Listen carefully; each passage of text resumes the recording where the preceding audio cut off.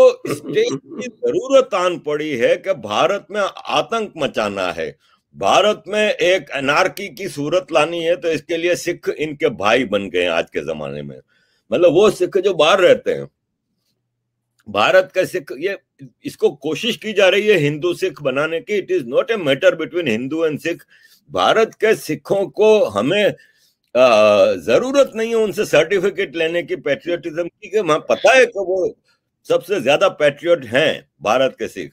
ये England Canada के जो बाहर रहने वाले जो सिख हैं, जिनका वेस्टेड इंटरेस्ट है, जिनको आसानी से खरीदा जा सकता है, ये वो सिख हैं जिसको के बेवकूफ बनाया जा रहा है, मामू बनाया जा रहा है। करतारपुर साहब गुरुद्वारा बना लेंगे। अभी ऐलान किया है कि पाकिस्तान में जितने भी गुरुद्वारे तोड़ दिए गए थे वो वापस बनाए जाएंगे।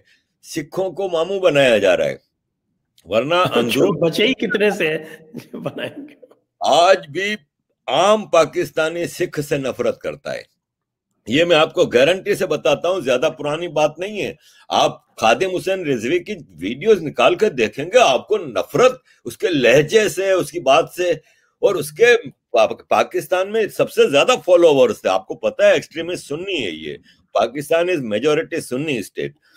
सुन्नी हो, शिया हो, कोई भी हो, हर मुसलमान पाकिस्तानी सिखों से, हिंदुओं से ज्यादा नफरत करता है।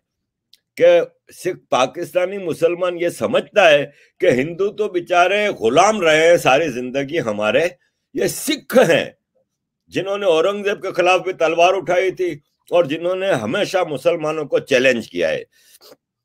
तो खालिस्तान मूवमेंट को हम टैक्स पेयर्स का पैसा लग रहा है और खुल के पैसा दिया जा रहा है। यहाँ पे एक बात और मैं कहूंगा कि आज सुबह मैंने खबर पढ़ी कि भारतीय अदाकार बॉबी देओल की फिल्म की शूटिंग को पंजाब में रुकवा दिया किसानों ने, सो कॉल्ड किसानों ने।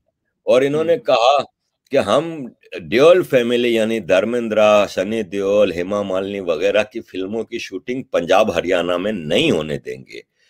मैं सिर्फ इस खबर से एक सवाल करता हूं आम इंडियन से, कि ये जो बात करते हैं कि किसानों का इंटरनेट बंद कर दिया, किसानों का फ्रीडम ऑफ स्पीच कहाँ गया?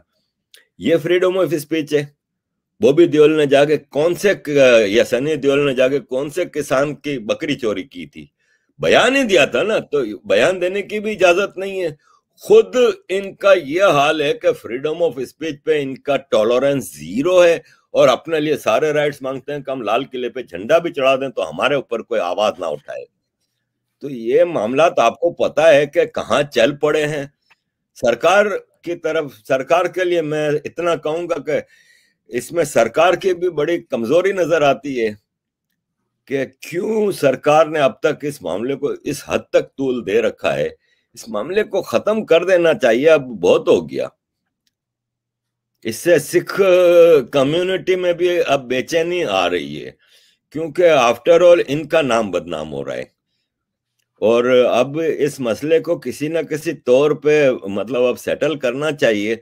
इंटरनेशनल साजिश तो ये कह रही है कि ये खत्म नहीं करेंगे और ये इसको तूल देंगे ताकि ये है कि भारत को और मलाइन किया जाए।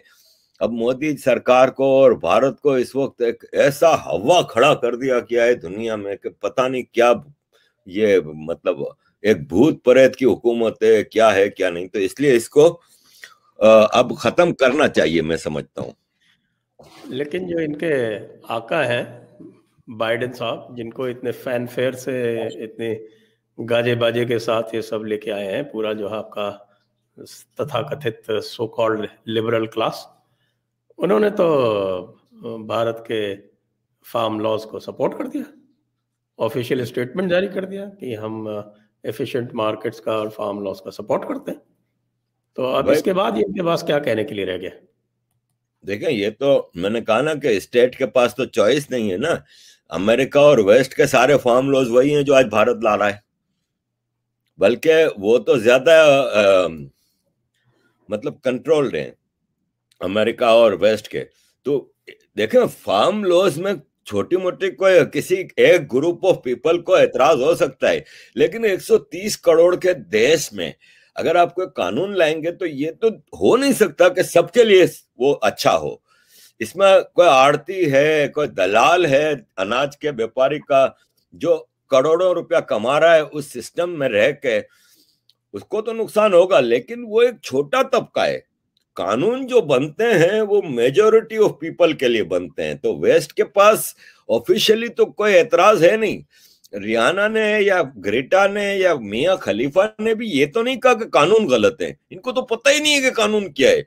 इनको तो डिक्टेशन पे, मतलब अब कल की आप ग्रेटा की जो पूरी एक लंबी चौड़ी जो इसने स्टेटमेंट दिया है, science and religion and this and that, आप क्या समझते हैं कि ग्रेटा का स्टैंडर्ड या इसका कैलिबर इतना है कि इतना बड़ा स्टेटमेंट दे सकती है? लिख के दिए जाते हैं इनको।